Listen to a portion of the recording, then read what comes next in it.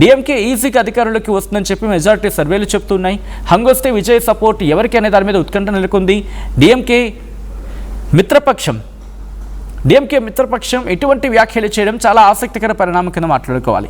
అసలు ఎందుకు ఇటువంటి ఆసక్తికర పరిణామం చోటు చేసుకుంటుంది మాట్లాడుకుందాం. బట్ బిఫోర్ దట్ ఇందుకీ ఎగ్జిట్ పోల్ ఫలితాలు ఏం చెప్తున్నాయి, మరి ముఖ్యంగా యాక్సిస్ మై ఇండియా ఏం చెప్తుందంటే DMK, Congress, DMDK, VCK, CPIM, CPI, IUML ఇవన్నీ కలిపి డిఎంకే కూటమి ఏకంగా 92 నుంచి 110 స్థానాలను దక్కించుకోవచ్చు. ఓట్ షేర్ 35% అని చెప్తూ ఉన్నాయి. మార్జిన్ ±2. ఇక కేవలం టీవీకే 98 నుంచి 120 స్థానాలు దక్కించుకునే అవకాశం ఉంది. 35% ఓట్ షేర్ని దక్కించుకోవచ్చు అనేది యాక్సిస్ మై ఇండియా చెబుతున్నమాట. ఇక అలాగే ఏఐఏడిఎంకే అలాగే బీజేపీ, పిఎంకే, ఏఎంఎంకే, ఎన్టీకే ఇవన్నీ కలిపి ఏఎంఎంకే ఈ 4 పార్టీలు జతకట్టి ఏకంగా 22 నుంచి 32 సీట్లు దక్కించుకునే అవకాశం ఉంది ఈ కూటమికి. ఓట్ షేర్ చూసుకుంటే 23% ఓట్ షేర్, ఎన్టీకే 3%, ఇతరులు 4%. అండ్ ఇక్కడ ఆగిపోలేదు, ఎవరు ఎందుకు మద్దతు ఇస్తున్నారు అనేది కూడా క్లారిటీగా చెప్పే ప్రయత్నం చేస్తోంది. ఇక్కడ 1 ఇయర్ అంటే క్యాస్ట్ వైజ్ చూసుకుంటే 1 ఇయర్లో కూడా ఏకంగా 19% పడిపోయింది డిఎంకేకి. ఆ మద్దతు 29% ఇక్కడ పెరిగింది టీవీకేకి. ఏఐఏడిఎంకే కూడా 4%ని అంటే 4% పడిపోయింది. దాదాపుగా అక్కడ 1 ఇయర్ మొత్తం అక్కడ జనాభాలో 7% ఉంటాయి. 7% ఉంటే కనుక దాంట్లో సిచ్యువేషన్ ఎలా ఉందంటే డిఎంకే ఆ 7%లో డిఎంకే కేవలం 24% మాత్రమే దక్కించుకుంటోంది. అగ్రభాగం ఏఐడిఎంకే 1 ఇయర్లో మాత్రం 1 ఇయర్ ఆ వర్గం మాత్రం ఏఐఏడిఎంకే వైపు ఉన్నారు, ఏకంగా 42%. అప్పటికే వాళ్ళకి 4% కోల్పోయినప్పటికీ కూడా 42% వాళ్ళకు ఉంది. అండ్ మిగిలింది రెండో అగ్రస్థానంలో నిలిచింది టీవీకే, 29% ఓట్ షేర్ని దక్కించుకుంటోంది. డిఎంకే 24% మాత్రమే. అంటే మొత్తంగా చూసుకుంటే వాళ్ళకి -19% కోల్పోయారనేది 1 ఇయర్లో.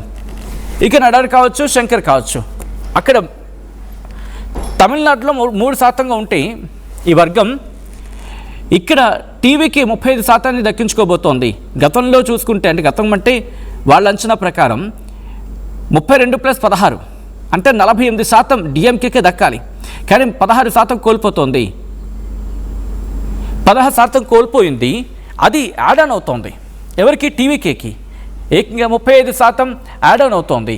అండ్ అక్కడ ఏఐడిఎంకి 36% ఉంటే ఇన్ఫ్యాక్ట్ వాళ్ళకి ఇంకొక +8 ఉండాలి. అంటే 36+8 దాదాపుగా 44 ఉండాలి, వాళ్ళకి 44% ఉండాలి. కానీ -8% కోల్పోయారు అనేది యాక్సిస్ మై ఇండియా చెప్తోంది. ఎన్టీకేకి ఇంకొక 4% పెరిగింది. ఇక్కడ ఇంట్రెస్టింగ్గా నడారు కావచ్చు లేదా శంకర్, ఈ వర్గం ఎక్కువగా టీవీకే వైపు పడింది. ఎక్కువగా కాదు, మ్యాక్సిమం టీవీకే వైపు. ఇటు ఏఐడిఎంకే కోల్పోయినా డిఎంకే కోల్పోయిన రెండు కూడా వీళ్ళకే వెళ్ళిపోయింది. ఇంకా ఆ తర్వాత వెల్లల్లార్ లేకపోతే గౌంటర్ ఇక్కడ 4% ఉన్నారు జనాభా, లేకపోతే ఈ వర్గం 4% తమిళ జనాభాలో ఉంటే ఇక్కడ కూడా దాదాపుగా 20% టీవీకే వైపే. ఆ 20% ఎవరు కోల్పోయారు? -11% డిఎంకే కోల్పోయింది, -8% ఏఐఏడిఎంకే కోల్పోయింది. కోల్పోయినప్పటికీ కూడా ఇక్కడ మాత్రం అంటే వెల్లల్లార్లో మాత్రం డిఎంకేకి మద్దతు ఇస్తున్న వాళ్ళు ఏకంగా 38% ఉన్నారు. అంటే 11% కోల్పోయినప్పటికీ కూడా డిఎంకేకి ఈ వర్గం వాళ్ళు సపోర్ట్గా నిలుస్తున్నారని చెప్పి యాక్సిస్ మై ఇండియా చెబుతూ ఉంది. అండ్ టీవీకే 20% మాత్రమే ఉంది, ఏఐడిఎంకే 36% మాత్రమే ఉన్నదని చెప్తూ ఉంది. అండ్ ఒకసారి ఇంకా డీటెయిల్గా మాట్లాడుకుంటే ముకలత్తూర్ అంటే తేవర్ అంటూ ఉంటారట. అయితే ఈ వర్గం 40% అత్యధికంగా, ఈ 2% వీళ్ళు ఉంటారు అక్కడ జనాభాలో.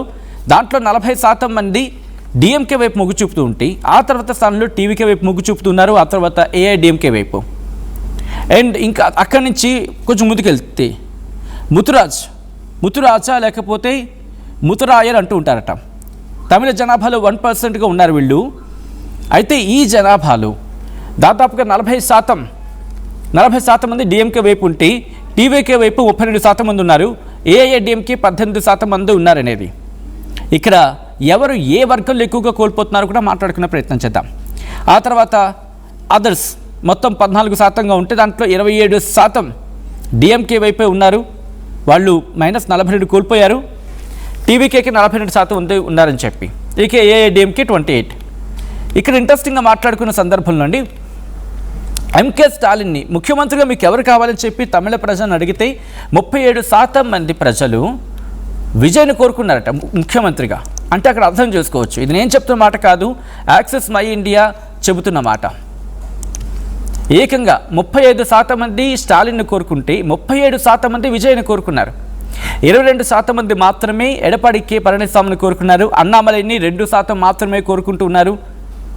అలాగే మిగిలిన వారిని 3%, 1% అలా ఉంది. కానీ ఇక్కడ చూసుకుంటే హైయెస్ట్ పర్సంటేజ్లో యాక్టర్ విజయ్ని వాళ్ళు ముఖ్యమంత్రిగా చూడాలనుకుంటున్నారట. నెక్స్ట్ ఆ తర్వాత స్థానానికి పరిమితం అయ్యారు ఎంకే స్టాలిన్. ఇది ఒక ప్రొజెక్షన్. అండ్ ఇక జెండర్ వైజ్ చూసుకుంటే కనుక మహిళలు పురుషులు ఎక్కువగా, పురుషుల్లో ఎక్కువగా డిఎంకే వైపు సపోర్ట్గా ఉంటే మహిళలు ఎక్కువగా టీవీకే వైపు సపోర్ట్గా వెళ్ళారు. 36% మంది పురుషులు డిఎంకే సపోర్ట్గా ఉన్నారు. కానీ ఉన్నప్పటికీ కూడా వాళ్ళు ఎంత కోల్పోయారో తెలుసా? మొత్తం 13% కోల్పోయారట. అంటే దాదాపుగా 49% ఇటు డిఎంకేకి సపోర్ట్గా ఉన్న పురుషులు -13% కోల్పోయి ఇది టీవీకేకి యాడ్ ఆన్ అయ్యింది. కానీ అగ్రభాగం నష్టపోయింది మాత్రం ఏఐఏడిఎంకే. ఎందుకు? దాదాపుగా 41% పురుషులు ఏఐడిఎంకేకి మద్దతుగా ఉంటే -16% కోల్పోయింది. ఈ -15, -13 ఈ రెండు టీవీకి యాడ్ ఆన్ అయిపోయింది. ఇక అలాగే మహిళలు కూడా పెద్ద ఎత్తున ఇటు విజయ్కి సపోర్ట్గా నిలిచారు. టీవీకేకి 38% ఇప్పుడు మహిళల మద్దతు ఉంది. ఆ తర్వాత స్థానానికి పరిమితం అయిపోయింది డిఎంకేకి -13% కోల్పోయిన మహిళల నుంచి అనేది వినిపించమాట. ఈ యాక్సెస్ మై ఇండియా చెప్తున్న దాని ప్రకారం. అంటే 47% మంది మహిళలు డిఎంకేని కోరుకుంటూ ఉన్నారు. కానీ ఇప్పుడు -13 కోల్పోయింది కాబట్టి 34% మంది డిఎంకేకి మద్దతు ఇచ్చారట. కానీ టీవీకే అంటే విజయ్ పార్టీకి 38% మంది, ఏఐడిఎంకేకు 20% మంది. అంటే అర్థం చేసుకోవచ్చు అక్కడ పరిస్థితి ఏంటనేది. అండ్ ఇంకా ఎడ్యుకేషన్ వైజ్ చూసుకున్న స్కూల్కి వెళ్ళిన వారు, 9th క్లాస్ వరకు చదువుకున్న వాళ్ళు, 10వ తరగతి వరకు చదువుకున్న వాళ్ళు, 10వ తరగతి పాస్ అయిన వాళ్ళు, 10వ తరగతి పాస్ అయ్యి 12వ తరగతి చదివి 12వ తరగతి పాస్ అయిన వాళ్ళు, గ్రాడ్యుయేట్లు, పోస్ట్ గ్రాడ్యుయేట్లు, ఇలా ఎవరు చూసుకున్నా కూడా టీవీకేకి సపోర్ట్గా ఉన్నారు. ఏఐడిఎంకే ఎక్కడా కూడా పట్టు నిలుపుకోలేకపోయింది.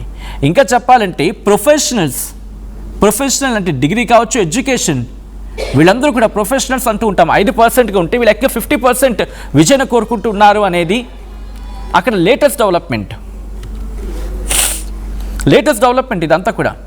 ఇక పోస్ట్ గ్రాడ్యుయేట్స్ కూడా మ్యాక్సిమం 38% మంది టీవీకే విజయను కోరుకుంటున్నారు. గ్రాడ్యుయేట్లు 46% మంది విజయను కోరుకుంటున్నారు. అంటే దాదాపుగా మీరు చూడండి 12th పాస్ అయిన వాళ్ళ నుంచి, అంటే యంగ్స్టర్స్ ఎక్కువగా మనకు కనిపిస్తోంది. ఏకంగా 40%కి పైగా.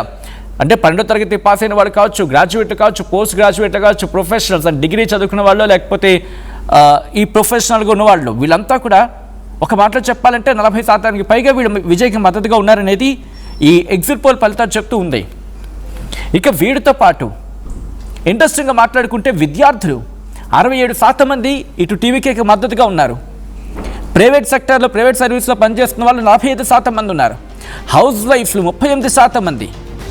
ఇది నేను చెప్తున్న హైయెస్ట్. ఆ తర్వాత స్థానాలకు పరిమితం అయిపోవడం జరిగింది డిఎంకే అండ్ ఆ తర్వాత ఏఐడిఎంకే. వాస్తవం ఇది.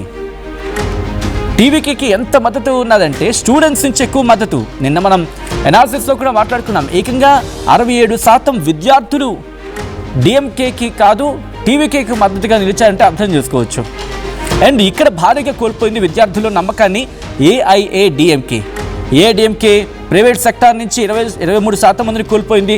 అంటే ఇక్కడ మనకి అర్థమవుతుంది ఏంటంటే ఈ పిక్చర్లో ఏఐడిఎంకే ఎక్కువగా నష్టపోయింది. డిఎంకే బహుశా కోల్పోయి ఉండొచ్చుగాక, కానీ భారీ నష్టం జరిగింది మాత్రం ఏఐఏడిఎంకే. జయలలిత లేని లోటు క్లియర్ కట్గా కనిపించింది. జయలలిత ప్లేస్ని భర్తీ చేయబోతున్నాడా విజయ్, లేకపోతే జయలలిత ప్లేస్లో విజయ్ని అక్కడ ప్రజలు చూసుకుంటున్నారా? సర్లే ఒకసారి ఛాన్స్ ఇద్దామని చెప్పి తమిళ ప్రజలు అనుకుంటున్నారా? ఆ ఒక్క ఛాన్స్ ఇద్దాం అనుకునేది ఏకంగా ముఖ్యమంత్రి స్థానంలో కూర్చోబెట్టబోతున్నారా విజయ్ని? ఇప్పుడు ఇది ఆసక్తికర పరిణామం. ఆ ఒక్క ఛాన్స్. ఎందుకంటే ఇది నేను అంటున్న మాట కాదు, ఏకంగా రిపోర్ట్స్ చెప్తున్న మాట. చూడండి, స్టూడెంట్స్ ఏకంగా 67% మంది, అంటే దాదాపుగా 70% అనుకోవచ్చు అటు ఇటుగా ఆ రిపోర్ట్స్ ప్రకారం చూసుకుంటే. అండ్ లేబర్ మాత్రం డిఎంకే వైపు ఉన్నారు, రైతులు డిఎంకే వైపు ఉన్నారు, స్కిల్డ్ ప్రొఫెషనల్స్ డిఎంకే వైపు ఉన్నారు, ఆక్యుపేషనల్ అండ్ చిన్న చిన్న షాపులు పెట్టుకున్న వాళ్ళు డిఎంకే వైపు ఉన్నారు, నిరుద్యోగులు టీవీకే వైపు ఉన్నారు, విద్యార్థులు టీవీకే వైపు ఉన్నారు, గృహిణులు టీవీకే వైపు ఉన్నారు, ప్రైవేట్ సెక్టార్ నుంచి వచ్చిన వాళ్ళు ఇటు టీవీకే వైపు ఉన్నారు, అండ్ గవర్నమెంట్ సర్వీస్లో ఉన్న వాళ్ళు డిఎంకే వైపు ఉన్నారు, ఇతరులు డిఎంకే వైపు ఉన్నారు. ఇంట్రెస్టింగ్ పరిణామం. అంటే ఇక్కడ ఓటు కోల్పోతుంది ఎవరో తెలుసా? ఆసక్తికర పరిణామం. ఏఐఏడిఎంకే కీలకమైన ఓటు బ్యాంక్ను కోల్పోతోంది. ఒకవేళ ఏఐఏడిఎంకే భారతీయ జనతా పార్టీ కాస్త స్ట్రాంగ్గా కాంపిటీషన్ ఇచ్చినా, లేకపోతే ఏఐఏడిఎంకే కాస్త ప్రాపర్గా నిలిచి ఉన్నా కూడా, స్ట్రాంగ్గా నిలిచి ఉన్నా కూడా బహుశా కాస్త గట్టి పోటీ ఇద్దరేమో. ఇక్కడ మళ్ళీ అర్బన్లో, పట్టణాల్లో టీవీకే పుంజుకుంటోంది. పట్టణాల్లోనే టీవీకేకి చాలా ఎంకరేజ్మెంట్ ఉందనేది ఆ సర్వేలు చెప్తూ ఉన్నాయి. డిఎంకేకి గ్రామీణ ప్రాంతాల్లో పట్టుంటే, అర్బన్లో టీవీకేకి. అండ్ ఇక్కడ కూడా భారీగా గండిపడింది ఏఐఏడిఎంకేకి.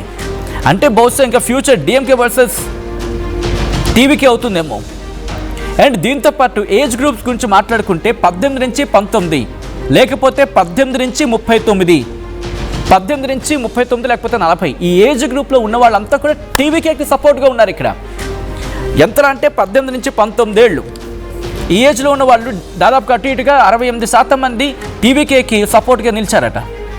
అండ్ 20 నుంచి 29 ఏళ్ల మధ్య ఉన్న వాళ్ళు వీళ్ళు దాదాపుగా 60% మంది, అంటే 59% మంది టీవీకేకి మద్దతుగా నిలిచారట. 30 నుంచి 39 ఏజ్, అంటే 30 నుంచి 39 ఏళ్ల మధ్య ఉన్న వాళ్ళు వీళ్ళకి 45% మంది మద్దతుగా నిలిచారు. అంటే మీరు చూస్తే 18 నుంచి 19 68 ఉంటే, 20 నుంచి 29 59, 30 నుంచి 39 45.